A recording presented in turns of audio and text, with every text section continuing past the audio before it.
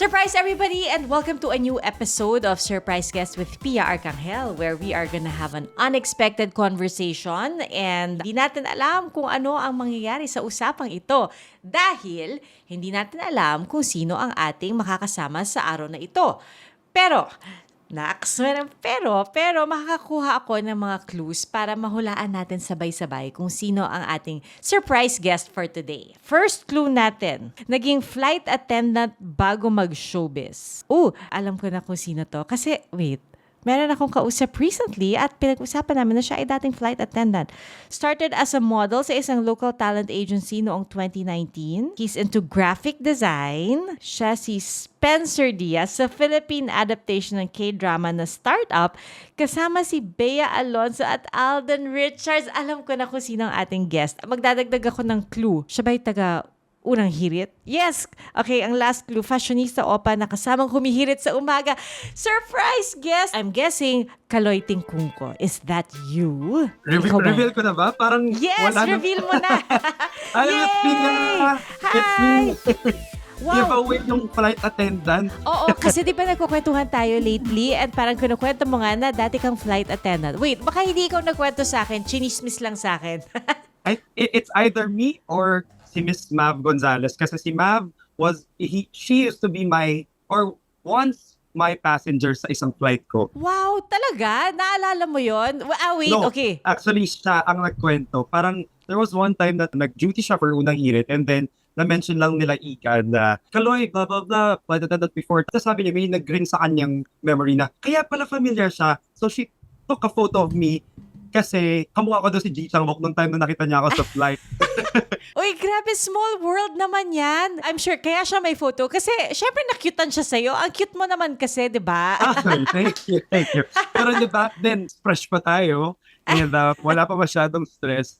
At nakita nga niya na may parang resemblance daw kami ng kanyang idol na si Ji Chang-wook. Na si Ji Chang-wook. Parang mas bagets ka pa nga tingnan kay Ji Chang-wook.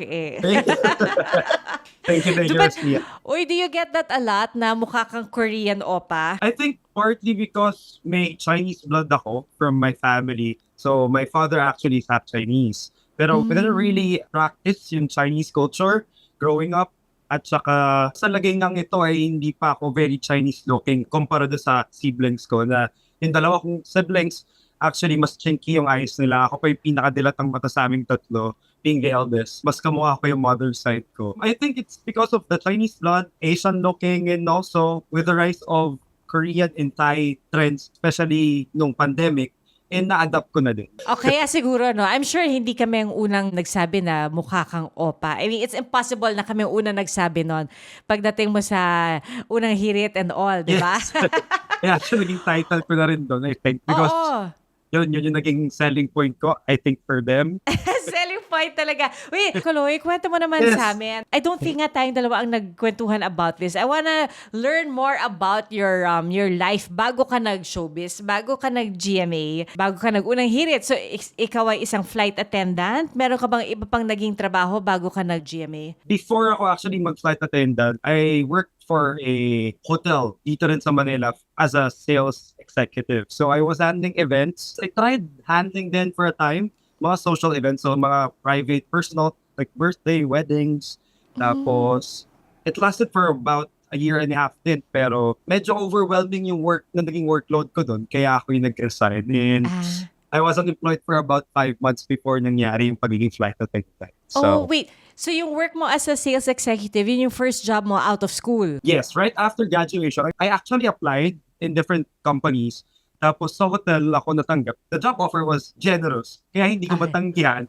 Though that my case, kasi 20 years old pa lang ako nung nag-graduate ako, they can hire, according to PAGCOR guideline, they can only hire employees who are 21 and above years old. So ako yung nag-intay muna ng mga 5 buwan din bago ako na-employ sa kanila. Pero the job offer was already there. Inintay lang nila talaga mag-turn 21 before I can join the team. Ano bang course mo nung college? So I took up Bachelor of Science in Business Administration, major in marketing. Okay. So, and it was my choice naman to take out marketing management. Talagang may disclaimer ka, it was my choice. Bakit? Who else would have, meaning not your parents, ganon? Well, yeah, I mean, well, kasi diba, most of us, well, in this batch of mga college graduates, most of my batchmates sasabihin, well, why did you take marketing or whatsoever? Or like nursing. Diba, mostly nursing kinukuha dahil yun ang gusto ng parents and mas may opportunity, which is, I mean, it is true. Pero ako, I had the liberty and the freedom to choose whatever I want ng college. Wala silang panghihimasok in my parents. I would take their advice for sure. Kung ano man yung mas makakabuting, so they would know. Pero yun, binigyan naman nila ako ng chance at ng freedom para pumili ng kung ano yung gusto ko talaga. That's great, no? Hindi ka nila diniktahan, pero tinulungan ka nila. Yes, so yun po, marketing, and then na-practice ko siya as a salesperson. Mhm. And then customer service pa rin naman yung pagiging flight attendant. So being able to talk to people, conversing, and trying to pacify them whenever they have feedback or like may mga irate passengers. Doon ko na-apply yung pagiging marketing graduate. Hold on, Kaloy. Paano ka napunta from being a sales executive? I mean, you said nga the workload was overwhelming at a very young age. But how do you make the jump from a corporate or office job to being a flight attendant? Did somebody suggest to you na, pati mo kaya subukan maging flight attendant? May napanood ka ba? Or pangarap mo ba nung bata ka na maging flight attendant? Di ba, you would expect na parang baka pangarap ko actually. Pero yung selling point sa pagiging flight attendant is you get to travel the world, which I was able to when I was still a flight attendant. Pero hindi ko rin dream job maging flight attendant, honestly. Even yung sa pagiging salesperson, hindi din. Pero doon lang ako dinala ng tadhana, I guess. Pero it turned out pretty well for me. At I learned to love lahat ng dumadating sa buhay ko. How did I transition from being a salesperson to a flight attendant? So right after resigning, 5 months, tenga ako, unemployed ako, Miss P. I wasn't doing anything. I was able to save up from my earnings. Tapos ginamit ko siyang pang travel. habang nagre-rest ako. And then my friends, nag-forward siya sa akin ng email na parang alam niyang unemployed ako. Uy, Carlo, my real name is Carlo. So Carlo, bakit di ka mag-try dito? We are opening slots for flight attendants, a new batch of flight attendants, magte-training na ulit. Internal pa lang yung email and they weren't announcing the hiring yet to the public, to the mass public. So ako, nagkaroon ako ng first dibs dun sa, okay, walk in. Tapos Monday na daw yung first hiring, hindi pa nila ina-announce. So yung mga connection sa loob, mas mauunang makapag-apply. So ako yung unang-una, yung morning nun at sa pila at very early in the morning dun sa headquarters office sa Domestic Road. Pero not until 2 hours after, tsaka lang sila nagpapasok and nagpa-start ng pila. Pero yun, I was part of the first batch. And then it was a 1-day process, a hiring process, Ms. Via. In the morning, they would do the physical screening, the usual. Per batch kami papasok, 5 guys. Tapos right after that, i-release nila kayo agad. Tapos, after a couple of minutes or hours, tatawag sila ulit. You're back for impact interview naman. Which is, Ay, wow. so parang group naman, parang you'd be facing in front of each other, your co-applicants, at magtatanungan kayo. Actually, wala magtatanong sa inyo. There will be someone who will be supervising, pero it's actually you who's gonna ask each other questions. Wow, I didn't know ganun pala ka-intense yung yung application process. I thought normal, parang application for a job na interview ka ng HR, ganyan. Yeah, May actually, pala, different stages din pala yung interview. first physical screening, and then impact interview, which is group. And then the last one is a 5-minute final interview with the HR head. And that's it. And then you would just wait for their advice kung nakapasa ka or hindi. So how long bago mo nalaman na nakapasa ka? That same week, Friday, I got the email na parang the job offer is being prepared. So let us know if you want to push through with the application. Siyempre, as someone who is unemployed and running out of savings, ayoko. Kukunin ko po yung trabaho. And I was just so lucky. I think everything turned out in my favor, Miss Pia. Kasi yung mga naging kabatch ko during the training, kasi you would be on board right after mo isign yung job offer. You would have to take 2 months of unpaid training before ka mailagay sa frontline. Mailagay nila sa line, like sa flight, kapag duty. Kasi 2 months of the training of emergency procedures, yung mismong duties namin to the passengers, the aircraft familiarization, and everything else. So 2 months muna yon, and then during that 2 months, yung mga kasabay ko sa batch, they had to wait a year or even over a year bago sila nakakuha ng slot for training. Where in my case, 1 week lang inintay bago kumalaman na accepted ako. And then less than a month before ako nakapag-start ng training. At kasabay ko na agad sila dun sa training. So sobrang, ang swerte ko lang, kung tutuusin, kasi hindi ko kailangan maghintay ng matagal bago ako makapag-training. Unlike them na yun, over a year. Oo. Tapos yung job offer nila nag-expire na, iba na yung terms, iba na yung pay grade. So, kailangan nila i-revise ulit. They had to go through the entire process again, the medical, everything else. Pero ang galing ha. What was your first flight assignment? Domestic ba muna? International na agad? In our organization, my previous organization, dun sa airline ngayon, dalawa yung entities. So, there's purely domestic flights, which they fly yung mga ATR, yung mga propeller flights. Suanga, Batanes, Masbate, those with small airports. And then, my batch na nakakalipad both international and domestic. So, parang na-release ako for Airbus flight and long-haul flights. So, pero hindi naman ang first flight ko agad ay international. I remember that was Virac Catanduanes. DRC. I can't remember the airport code. Pero yun, memorable kasi doon ko natikman yung Gibano shake. Tama ba? Local Nice! delicacy nila, Guyabano shake. Pag gano'n naman kasi, nakakaikot kayo dun sa mga lugar na pinupuntahan nyo. Not every time, pero meron po mga allotted scheduled or flights na kapag hindi na aabot sa minimum crew rest. So parang you're supposed to be on duty 14 hours maximum. Yun lang yung mandated. If your duty is gonna go over that, doon kayo mag-getting over ngayon at mag-stay dun sa lugar kung nasan man kayo. So, anong pinaka-malayong flight mo? Your longest flight na na-assign ka?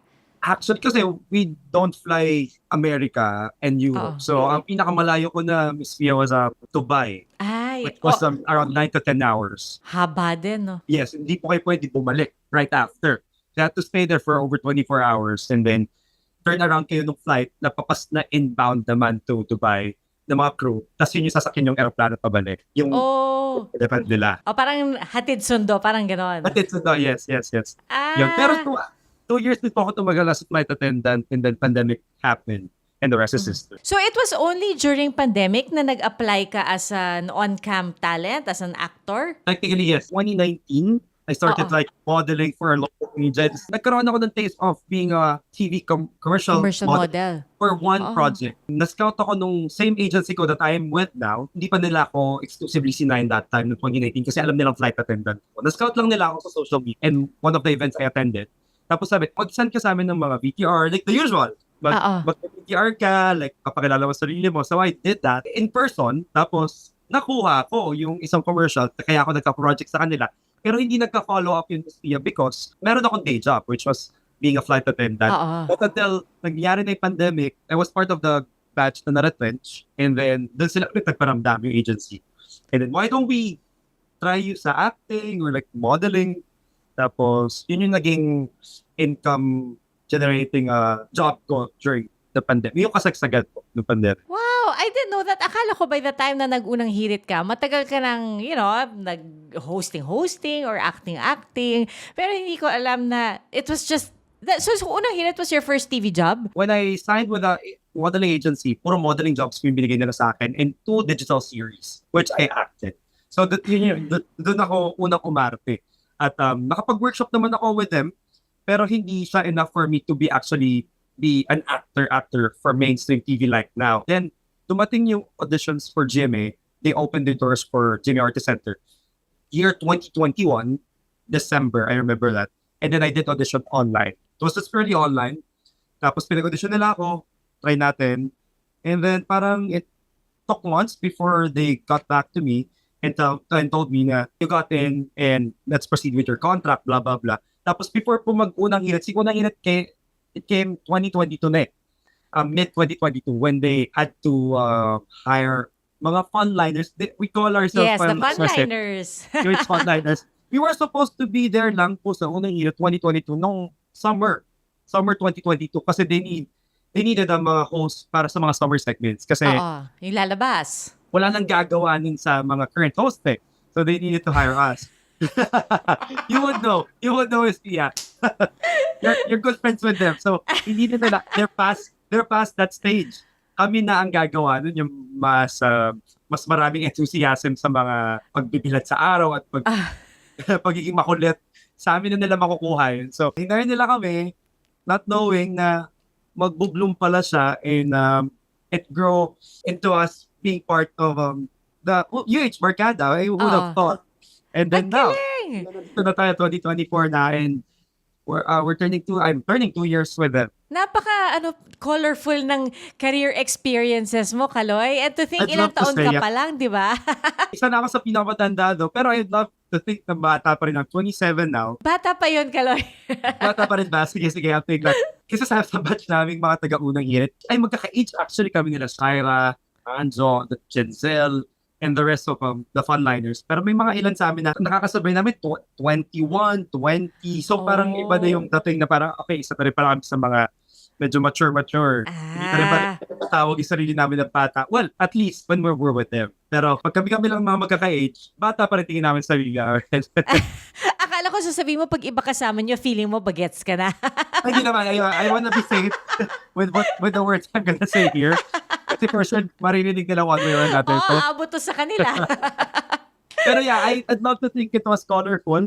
People actually tell me that in the industry, sa inyong mga nandito, na naging smooth yung transition ko, even if hindi naging maganda at first na natatanggal ako sa pagiging flight attendant. Because I thought, I was looking at 5 years na sa timeline ko ng plano ko sa life, na for 5 years, pwede na ako siguro dito umalis after. Tapos, I'd go international maybe sa international airlines. Just to share here, this is the first time I'm publicly sharing it, na nag-apply ako actually sa international airline. Tapos may existing application pa ako with them. I don't know if it's still existing. Well, to me, it is. Pero kasi I had to like put it on hold kasi nagsisimula ako mag-unang hirit doon. So sabi ko, when will I ever get the chance na makapag-TV and then be part of the longest running morning show on Philippine television at maging host at maging parte ng UH Barkada na yun. Eh, yung application naman yan, I can take it or like, well, at least to me, I'm being confident now. Pero I can take it at any time naman I want eh. If all else things fail, pwede naman akong pumunta doon and try my luck again. Pero kasi ito, once in a lifetime opportunity lang naman to at hindi natin alam hanggang kailan naman ako, you know what I mean? Yes. Yeah, and you go where opportunity strikes, di ba? Always. Oo. Oh, but you know, yung mom ko is one of the most avid viewers of not just Unang Hirit actually, but the GMA in general. But Unang Hirit is part of her morning routine na talaga. Just recently actually, siguro mga 2 months ago, nagkukwentuhan kami and then so I was asking her also, anong pinapanood mo lately, ganyan-ganyan. I forgot what we were talking about. Maybe some other, parang one of the Ghosts. teleseries. Yeah. Oo. Tapos sabi niya, but you know, in Unang Hirit, I love the new hosts. And then she said, they're so cute together. She was talking about you and Shaira together. Ang cute-cute nyo daw na magkasama. And I think that is the sentiment of a lot. Yung tandem ninyo, parang napaka-engaging, nakakatawang panoorin tuwing umaga. Shaira was one of the blessings that happened in 2022 for me, at least. Kasi hindi naman siya agad yung naging partner ko sa Unang Hirit is Pia. It was Genzel at first, and then another sparkle artist which was Roxy Smith. Last na si Shaira. And to our surprise, my first impression actually kay Shaira, and I told her this, na parang nasusungitan na actually ako sa kanya. And I even told her na parang, kasi alam ko Shaira eh. Shaira, medyo matagal na rin sa industriya. And she's known for being a good actress, being a great partner to E.A. Guzman, and the leading lady of Roro Madrid sa Lolong. So to be partnered with her, medyo intimidating at first. And how she looks. I mean, Shaira she's beautiful. Pero meron lang ako sigurong impression na since medyo matagal na siya artista, batikan, baka meron siyang tingin sa mga baguhan na tulad ko na wala namang pangalan pa. And wala namang makakakilala sa akin if not for Unang Hirit eh. So sabi ko, tas kami pinag-tandem dati. I was even messaging Roxy, ang partner ko today, si Shaira. I don't know how to talk to her, blah, blah, blah. I told Shaira about that. Tapos ngayon, tinatawanan na lang namin yung time na yun na kami nagkakapaan pa and how we were gonna actually manage each other's first impression. Pero ayun, naging organic siya, Miss Pia, and nagka-translate siya sa screen, nakikita ng mga tao. And we are so happy to hear feedback like that from your mom regards to Tita, na natutuwa sila sa tandem namin. Kasi nagkiklik eh. It's just yung mga banters namin together sa live, snap lang. At saka hindi namin kailangan i-overthink yung sasabihin namin because it comes out naturally. Sobrang walang effort yung pagiging madaldal at makulit namin. And part of us, I mean, conscious na kailangan namin gawin tong lively and extra kulit kasi yun yung ikatutuwa at ika-entertain ng mga manonood sa atin. So, ayun, I'm just so happy. That's probably also why it works kasi organic talaga siya. It Di is. ba? Wala siyang there's nothing false about it. But I'm curious, Kaloy, kung ikaw ba ay talagang morning person? Kasi I mean, to be honest, unang hirit, di ba? It's really such a fun show. But eto laging sinasabi namin, it's so hard to wake up and go to work. But once you're there, nakakalimutan mo na nahirapan kang gumising at bumangon sa umaga. Pero ikaw ba, hirap kang bumangon every morning? I mean, not that early, ha? May gusto ka bang pag-usapan? May nais ka bang malaman? Kailangan mo ba ng kausap? At some point, life has to go on. O kahit kachismisan? Once you lose your respect for a person, yung love never mo na siya mababalik. If you measure 3.67 inches or less, then that's a micropenis. Do you really have to go through all these roles before you focus on yourself? Kapuso, kahit ano pa yan, i-share mo lang. Kasama si Dr. Ana Tuazon. Nasaan ka man, nandito kami. Makikinig at makikipagkwentuhan. Email us at sharekolang@gmanews.tv. Dahil sa buhay, lamang ang may karamay. #ShareKolang. Unang hirit, di ba? It's really such a fun show. But eto laging sinasabi namin, it's so hard to wake up and go to work. But once you're there, nakakalimutan mo na nahirapan kang gumising at bumangon sa umaga. Pero ikaw ba, hirap kang bumangon every morning? I mean, not that early, ha? Well, coming from an industry, being a flight attendant, practice na ako sa iba-ibang oras ng gising. Which is also, it was a struggle for me back then. I think kahit papaano dito sa unang hirit, medyo na-manage ko yung expectations ko na ay maaga to. And yung mga first guestings ko sa unang hirit noon, sobrang dragging. Parang no first ever na kinol nila ako, okay, excited ako, mag-uunang hirit ako first time live. Not knowing na magiging call time ko, pull out nila ako ng 11 p.m. Kasi remote. Kasi remote naman ako nagsimula for a couple of weeks muna eh. Tapos traveling to Lian, Batangas. My gosh, sabi ko, 11? Wala na talaga akong chance matulog. And ako, personally, hindi ako nakakatulog sa biyahe. It's a struggle for me to sleep while on the road. Gaano man ako kapuyat, hindi ako makakatulog sa daan. Dumating ako doon na puyat, pero right after that first guesting mo doon ng hirit, hindi siya naging balakid sa akin para maging eager ulit na maimbitahan ulit ng unang hirit. Kasi it was fun. Ang saya nung ginawa ko doon sa segment kasi nag-bungee jumping lang ako doon. Wow! Nag-rappelling ako, nag-free falling ako. Medyo natama to kasi first time ko siya ginawa. Kasi live pa, may time pressure and then everyone's watching you. So ginawa ko siya even if kinakabahan ako. Pero right after that, ako mismo nagsabi sa handler ko na, uy, tell them na available ulit tayo bukas ha, or like sa mga kapitbays ha, please tell them.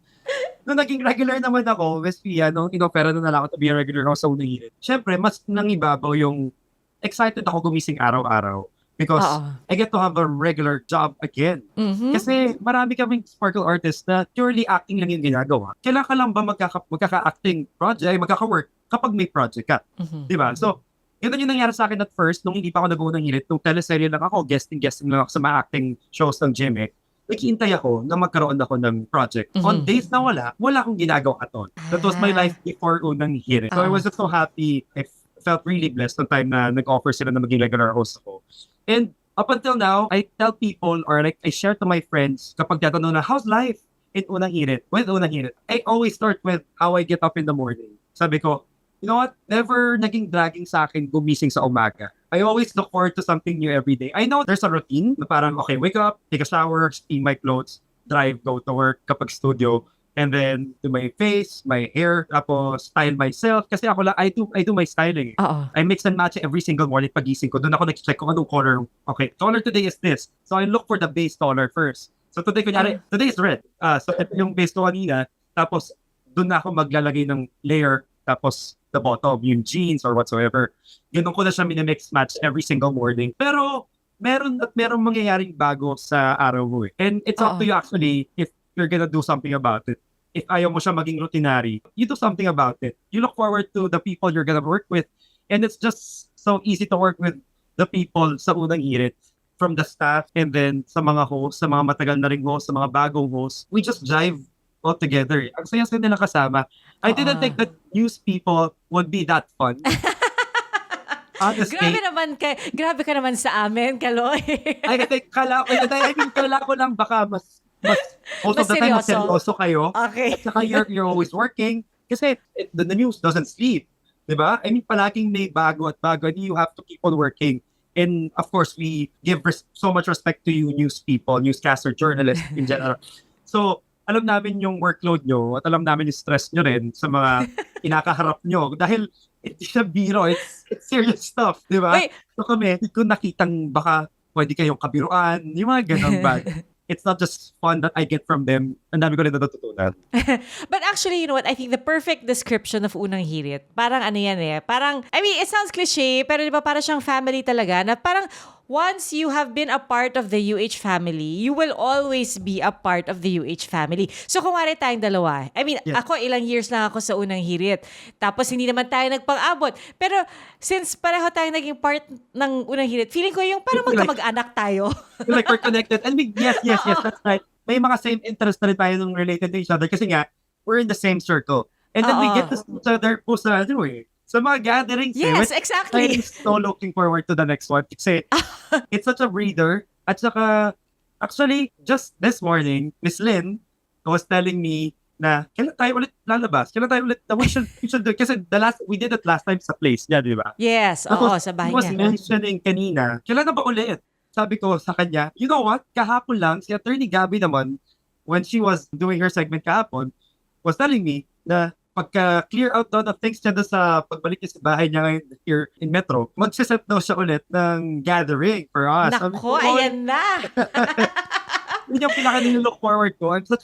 Actually, I'm a social butterfly. But I live alone. Here, Okay. actually, ngayon, I'm living alone. I live independently. Pero my family is just also Nearby. from Manila. Oo. Okay. Mga 1 hour drive din naman lang sila. Pero I chose to live alone no pandemic because I'm always exposed to people during production. And I'm always out. And knowing me, gusto ko talagang lumalabas and interacting with people. If wala siguro akong appointment today with you, Miss Pia, I would be out at probably having coffee sa labas or like doon ako nag-check ng email, nag-check ng mga mag-edit ng mga for posting ko sa social media if wala akong ganap ngayon. So, I'd always be with people, with my friends outside, going around the mall kahit wala man akong bibilin. Ganun ako nagkikrave sa social interaction. Wow, always busy. Mas busy ako actually sa gatherings. Pero yung busy with work, next na lang yun eh. Pinaprioritize ko yung yung sanity ko.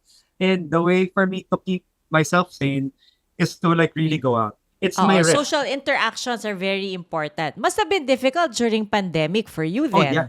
Na-deprive ako honestly. And the only way for me actually to converse with people was video call. You talk to them through video call. Kaya nung time na nag-ease up at yung pandemic talaga, Miss Pia, doon talaga, like, palagi ako nasa labas.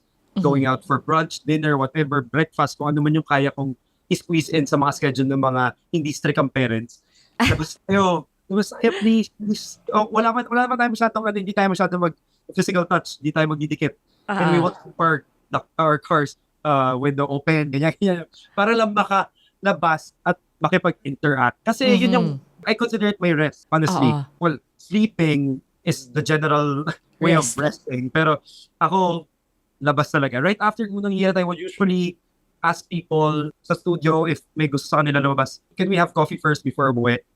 If you don't have anything else today, can we have coffee? Kasi maraming coffee shop malapit sa gym eh. O sinong madalas nag-yes? Attorney Gabby, we don't really post it all the time, pero lumalabas kami all the time. Whenever she's there, if wala siya agad immediate meeting or like 9 or 10 a.m. pa, so we have 1 hour to spend together, magko-coffee kami. Oh, nice. Tapos, Anjo, now, that's Okay. Unang Hirit. So, Anjo is known for being the growing boy of Unang Hirit. So, kapag walang maayos na food props sa Unang Hirit set, matik, lalabas kami para mag-breakfast. Kumbitin siya sa pagkain sa set, no? Yeah, so, kasabayan si Igat eh. Oo nga eh. Wait, Kaloy, I wanna go back to what you said kanina na in the mornings when you get up, you prepare your clothes for the day. You mean, you don't prepare it the night before bago ka matulog? There would be times kasi I sleep at 9. Baka magulat Okay. pa. I sleep at 9. I make sure na 9 9 p.m. p.m. Okay. So at least 6 hours ng sleep. Ay, good for you. I do kasi parang ayokong masana yung katawan kung kulang ako sa tulog. You would notice it to me, kapag kulang ako sa tulog, mukha kong kulang sa tulog. Magta-translate siya sa TV eh. And mas halata yung eyebags ko, kumakapal talaga eyebags ko. And I don't want people to see me na hindi prepared for work. Oo. So, I make sure na the most 9 p.m. I sleep at 9 p.m. at the latest. There would be times na I prepare it prior, pero may days din mas maraming araw, Miss Pia, na kinocurate ko lang yung susuotin ko the night before. Hindi ko siya actually pina-prepare the night before. Okay. Madali lang naman mag-steam ng damit, pero I know na nandyan lang siya sa closet ko. I want take a peek sa closet ko. Okay, red today. So, doon ako sa mga reds. Ano ko dito. Yung ganun lang siya kadaling mag-style eh. Oh, nice. I draw inspiration from social media. So syempre, I would look at the current trends at saka what would most people of my age would do. So sa social media talaga magsa-search. And then I go to Pinterest. Most of the time, nasa Pinterest ako. Oy, that's a great tip ha. Kasi di ba ikaw ay kilala for being the fashionista opa. Tapos ikaw lang pala talaga ang nagsa-style sa sarili mo. Yeah, well, it's a bit challenging kasi may mga times na mauubusan ang ideas. So thank goodness, yung mga nakikita kong pwede kong gawing layers, ina-apply ko na lang siya pagdating sa work. So board mo yan? Sinesave mo lahat yan? Yes. Ang galing! Kasi madali na siya when you have a base. I read this sa social media. You actually start with the base, the most basic one that you can actually wear for the day. Tapos from there, yun na yung magiging pattern mo for the bottom, for the layer. Magiging madali na siya. Siyempre, kilala ka for being the fashionista opa. Doesn't that come with a little pressure na kailangan kahit bawat labas mo ng bahay, kailangan postura ka, di ba? Pulidong-pulido ang suot mo. Actually, well, to begin, vain na rin naman kasi ako. No apologies for that needed. Yes, of course, I'm unapologetically vain. If not for that, hindi naman ako magiging flight attendant. They wouldn't consider me as a flight attendant. Tapos, hindi rin naman ako makakonsider as a model at mag-TV if I didn't take care of myself. Oo. So, conscious na talaga ako dati pa. We were trained to take care of our grooming nung flight attendant ako. That's how I learned how to actually prep my skin, how my hair should look like. Nadala ko siya hanggang sa pagiging artista at TV personality now. The pressure, yes, may pressure kasi parang they are expecting you to look good every single time lalabas ka nga. Pero to me rin naman, it has a benefit kasi they perceive you as someone high of value Aha. na parang hindi ka pwedeng ilagay lang sa ganitong kahon sa ganitong image. Mhm. Tsaka I don't really stick to one styling. At saka as much as possible, hindi very masculine. Kasi my features, not really that masculine. So, kaya try kong switch up yung styling ko to a little androgynous. They would actually wonder kung anong style yung suot ko. Ganun. Oh, To answer, be pressure. when you say na you prepare your, you have a routine, meron ka, yung routine mo skincare routine mo. Wala? Pero may nilalagay ka naman siguro sa mukha. Kasi hindi ako nagpapamakeup. I started na nagme-makeup ako sa unang hirit. So medyo nakakapagod kasi hindi ko naman talaga gawain. So napagod ako 3 months ago. 3 months na akong hindi nagme-makeup sa unang hirit. Pero, no. Wow! Sana lahat ng tao pwedeng hindi mag-makeup pag humarap sa camera, no? Completely walang makeup to. I cover my eye bags. And a little powder. Allergic ako sa powder. I'm asthmatic, so hindi ako nagpa-powder. So, what I do, pagdating sa studio, sa makeup room, I just conceal my eye bags and lip balm. That's it? That's it. Yun na yun? Wala kang papatanggal ng shine? Actually, ako, inahayaan ko yung kinang eh. Hindi ko tinatanggal. Ay, Even yung pagiging oily ko. So, medyo makinang na nga rin yung mukha ko. Pero, parang I like it that way. Though, kapag sinasabihin ako syempre ng mga nasa control booth, mga director, Kaloy, pa-touch up mo lang daw yung medyo makinang na yun. So, that's the time, I remove it like now. blotter lang. Kasi ko, maganyan ko lang. Kasi Oh my gosh, Kaloy, nakakaingit ka naman. Gets ko naman na hindi siya maganda sa TV kasi nagre-reflect yung kinang. Pero on regular days, I like it na may natural na nag-oil lang sa mukha ako. Sa'yo, hindi siya mukhang oily. Mukha lang siyang dewy. Di ba may difference ng dewy tsaka oily? Ikaw ay pinagpala ng lubos, Kaloy. I-embrace ko lang yung pagiging oily, Miss Pia. Embrace it oily. You're not oily, you're just dewy. Dewy, sige. I'll claim it. Dewy. Sorry, pag bisa mo na, Kaloy, parang umagad. Oily ka na. It's not oily, it's dewy. It's dewy. It's just dewy. Pero Kaloy, now, are you currently working on any serye? Wala as of the moment. The producers actually, 2 weeks ago, I received a call from my handler asking me, Kaloy, open ka ba to actually auditioning for a serye? Kasi the last one was Startup was 2022, early 2022. No, mid-2022. 2023, last year, for the right one. Si Yako Mali and Ruru Madrid. So I did the role of Ruru's best friend / assistant. And it's turning 1 year na sa April. Magbo 1 year nang wala akong teleserye. Though I got to act for mga guesting, mga Wish Ko Lang, mga public affairs shows din. Tapos, so 2 weeks ago, I received a call from my handler asking me if willing daw ako mag-audition. Sabi ko, yes. Sabi ko, I've been waiting for a call na magpapa-audition nyo ulit ako. Kasi I've been telling them naman na, uy, gusto kong mag-serye pa rin I miss acting. Na pumupurol na siya. Sabi niya, okay, sige, may naka-line up kasi for new teleseries. Pero according to the producer, kaya ko pa daw ba?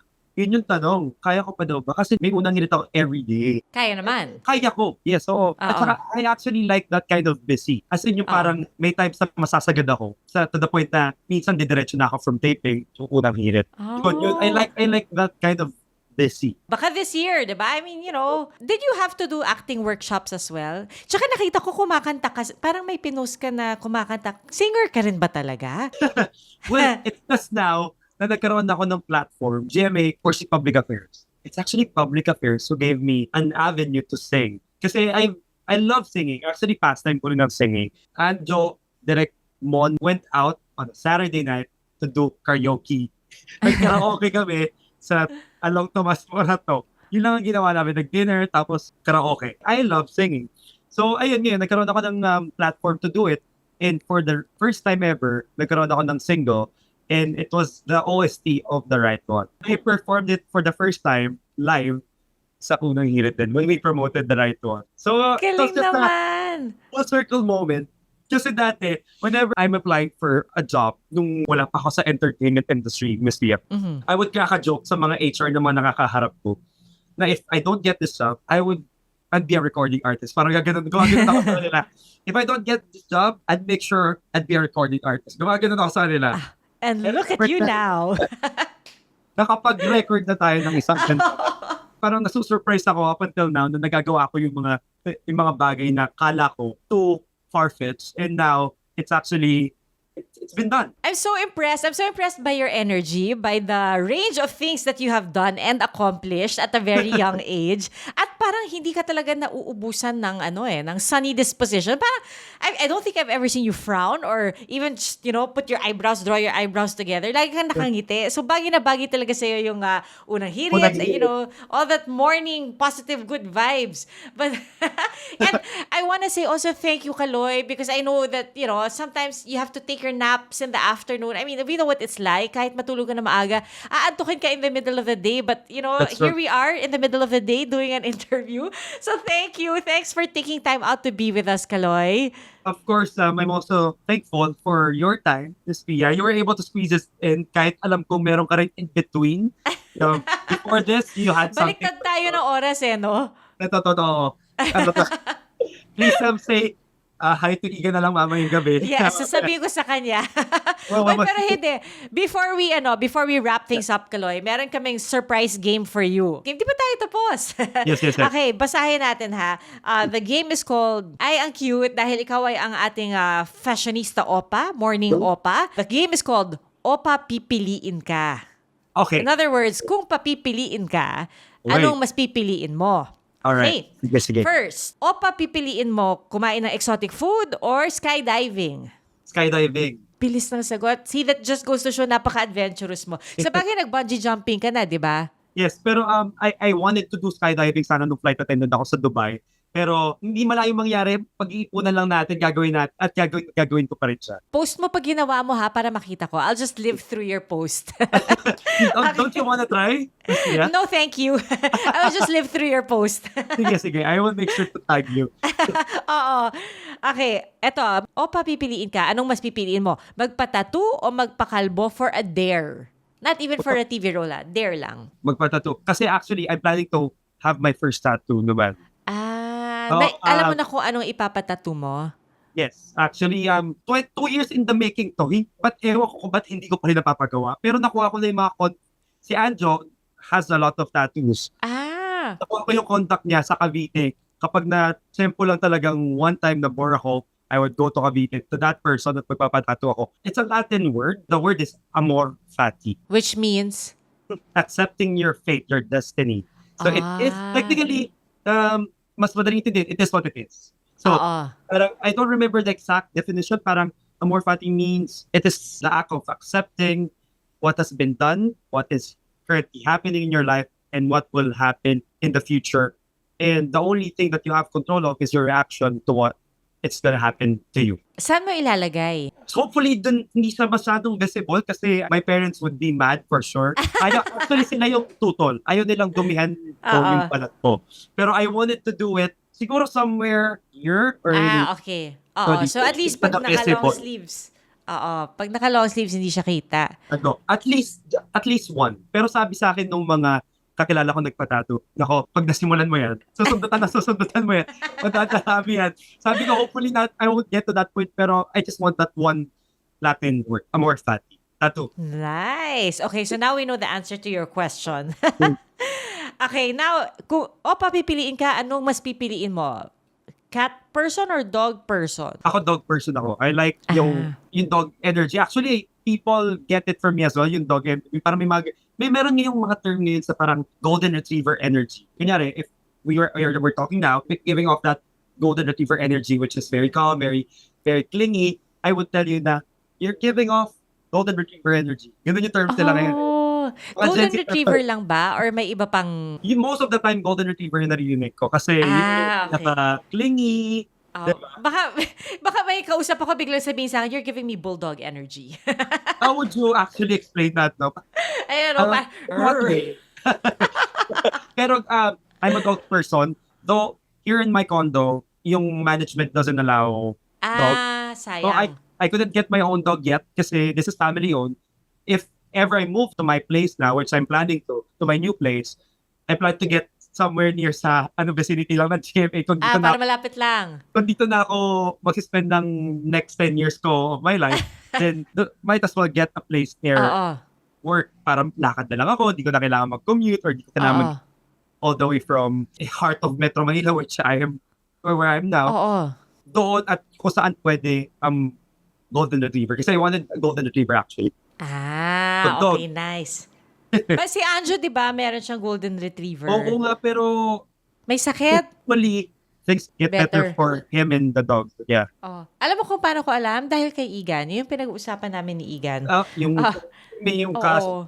How about you, Miss PR? You just wanted to know, are you a dog or cat person? If I had to choose, I would choose a dog. But I don't have any pets. Pero I would choose a dog. Pero you're not scared of dogs? No naman. Dati, nung bata ako, takot ako sa aso. Pero ngayon, hindi na. Yung sister ko, meron siyang Frenchie. Ang cute. So, parang doon lang ako na, late bloomer ako pagdating sa, interacting with pets. Okay. Okay. Ito, next. Puyat. Anong mas gusto mo ba? Yung puyat ka or yung gutom ka? Yung puyat. Ayun, oo.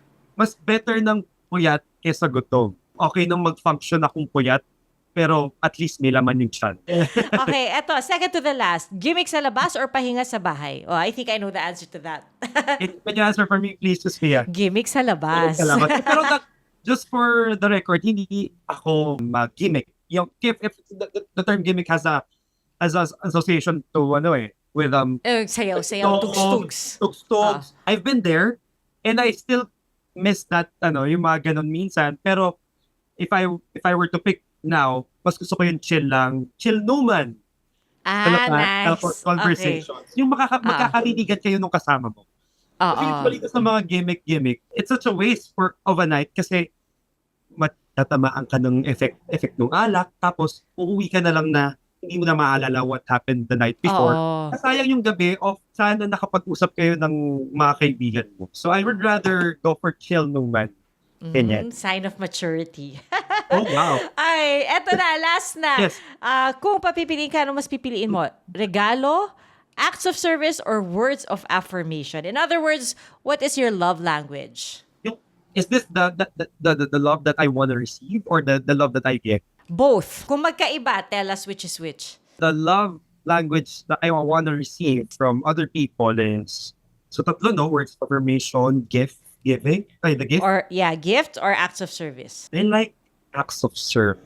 Wait, medyo torn ako Hirap, Kasi no? I'm trying to remember kung paano ako na-persuade ng tao. I'm trying to recall kung paano nakukuha ng ibang tao yung loob ko. I appreciate the smallest things, Miss Pia. Kunyari, kapag may sinabi ako doon sa tao, and then this person, after couple of days or like araw, pinag-isipan niya actually sinabi ko, and then this person would bring up something related to what I told to him or her.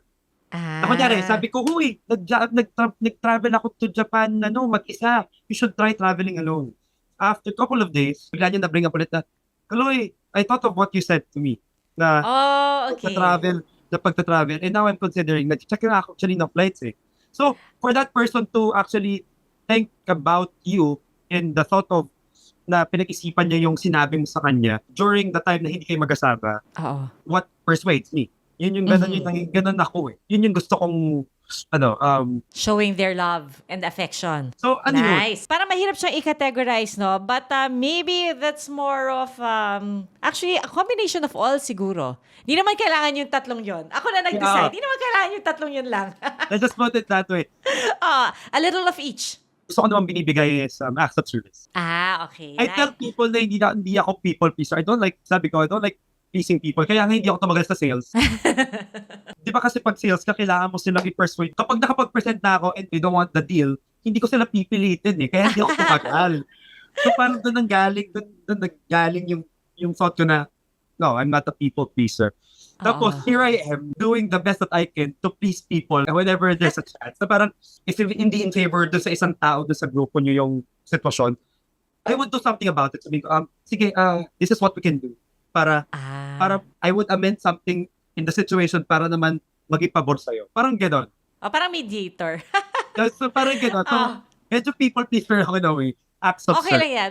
Basta manageable, di ba? Basta it's well managed. Nako, Kaloy, thank you again dahil nakakatuwa yung kwentuhan natin ngayong hapon. I mean, the time just flew by like that. Thank you so much for joining us today. Would you like to invite our listeners and viewers to find you on social media, and of course, to catch you every morning on Unang Hirit? Please follow me on my social media accounts. It's at Kaloy Tingkongko. That's a K for Kaloy. Kaloy Tingkongko on all platforms. So I have Twitter, Instagram, and TikTok. Also on YouTube, I'm exploring vlogging now. So I recently bought a camera which was bought by Miss Lynn in Japan while she was watching for the concert. Tapos hopefully ma-develop yung vlogging skills natin.